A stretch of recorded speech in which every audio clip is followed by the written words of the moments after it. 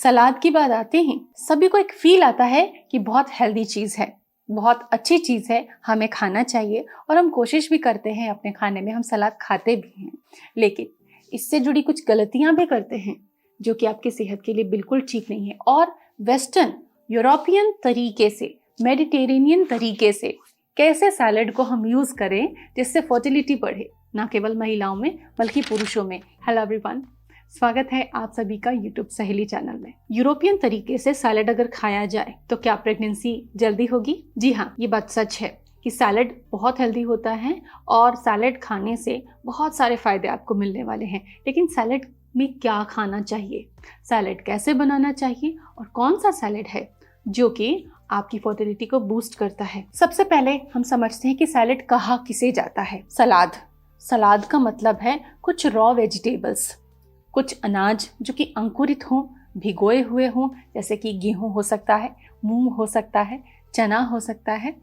इसके अलावा कुछ पत्तेदार सब्जियां जिनको चॉप करके, मिक्स करके, कुछ टॉपिंग डाल के, कुछ ड्रेसिंग डाल के, जैसे कि ऑलिव ऑयल की ड्रेसिंग आप डाल सकते हैं, थोड़ा लेमन जूस ऐड कर सकते हैं और इसको खाया जाए तो ये सैलेड कहलाता है। लेकिन फर्टिलिटी को बूस्ट करने के लिए कौन सा सैलेड खाना है और वो कैसे प्रिपेयर होना चाहिए वो हम चर्चा करेंगे। लेकिन उससे पहले आप एक कॉन्सेप्ट समझें कि सैलेड तो हमने सुना, लेकिन हमने ये नहीं समझा कि कुछ आहार ऐसे होते हैं जो सम प्रकृति के होते हैं, कुछ आहार होते हैं जो विषम प्रकृति के होते हैं। सैलेड का मतलब सबका मिक्सचर कर देना नहीं होता, इससे आपका डाइजेशन खराब होता है। जो भी आपने खाया उसमें से एक भी चीज का ताकत आपको मिला नहीं। ऐसे में सैलेड को बनाना समझना बहुत जरूरी है जिससे आपको फायदा मिल सके। आयुर्वेद कहता है दो विषम प्रकृति की चीजें, जैसे कि एक मीठा और एक खट्टा, या फिर दो अलग अलग खट्टे जैसे दही या टमाटर। आपने कई बार देखा है वेजिटेबल रायता में दही के अंदर टोमेटो भी ऐड कर दिया जाता है, जो कि बिल्कुल गलत है। तो इस तरीके का सैलेड बनाने से आप बचें, इस पर पूरी जानकारी इकट्ठा करें, हमसे जुड़े रहें। हमारे आयुर्वेदा स्पेशल एपिसोड में हम आहार की चर्चा करते हैं, वहां से आपको कई सारी इन्फॉर्मेशन मिल सकती है। प्रकृति में फ्रूट सैलेड का कोई लॉजिक नहीं है, क्योंकि फ्रूट सैलेड में हम ढेर सारे फ्रूट, जितने भी फ्रूट्स हमको मिलते हैं हम उनको ऐड करके सैलेड प्रिपेयर करते हैं और वो बिल्कुल गलत आइडिया होता है, क्योंकि उनमें मोस्ट ऑफ की प्रकृति अलग अलग होती है। तो इस तरीके से फ्रूट सैलेड से आप बचें। एक समय में एक फ्रूट को खाना या दो फ्रूट खा रहे हैं तो सम प्रकृति के होने चाहिए, उनको आप सेवन करें। अब हम बात करते हैं फर्टिलिटी बूस्टिंग सैलेड की। तो फर्टिलिटी बूस्टिंग सैलेड में आप वेजिटेबल्स ले सकते हैं, जैसे कि खीरा, टमाटर, प्याज, धनिया के पत्ते, पुदीना के पत्ते, जो भी पत्तेदार सब्जियां मिलती हैं उनको आप ले सकते हैं। लेकिन पालक जैसी चीजें हमेशा रॉ खाने से आपकी किडनी पर प्रेशर पड़ता है, इसीलिए पालक को आप कुक करके, ना तो स्मूदी में हमेशा यूज करें ना जूस में, पालक को कुक करके खाना ही आपकी सेहत के लिए बेस्ट आइडिया होता है।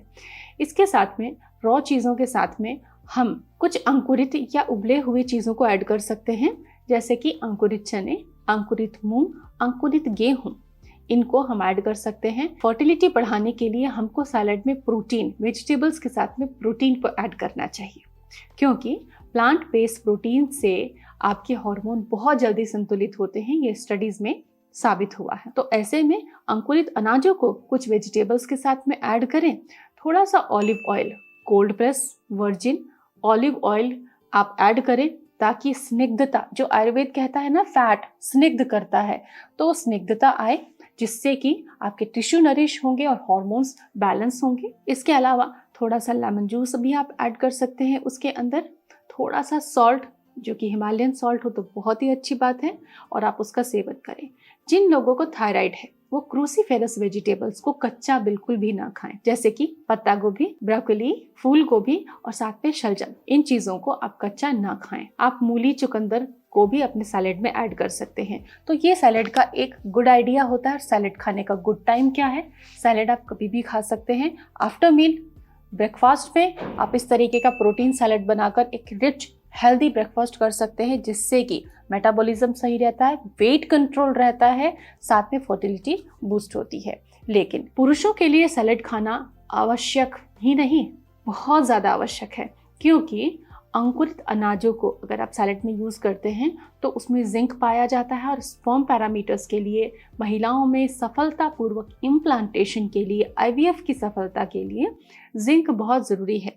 आयरन, फाइबर और बहुत सारे माइक्रो न्यूट्रिएंट्स इन हरी और अंकुरित चीज़ों में है और सैलेड आपकी फर्टिलिटी को बूस्ट करेगा, इसीलिए आप सैलेड को ज़रूर इस्तेमाल करें। अगर आप चाहेंगे तो डिफरेंट टाइप की सैलेड्स की रेसिपी हम आपके साथ शेयर करेंगे, लेकिन उसके लिए आपको हमें कमेंट सेक्शन में आपकी राय लिखना बहुत ज़रूरी है। Thanks for watching.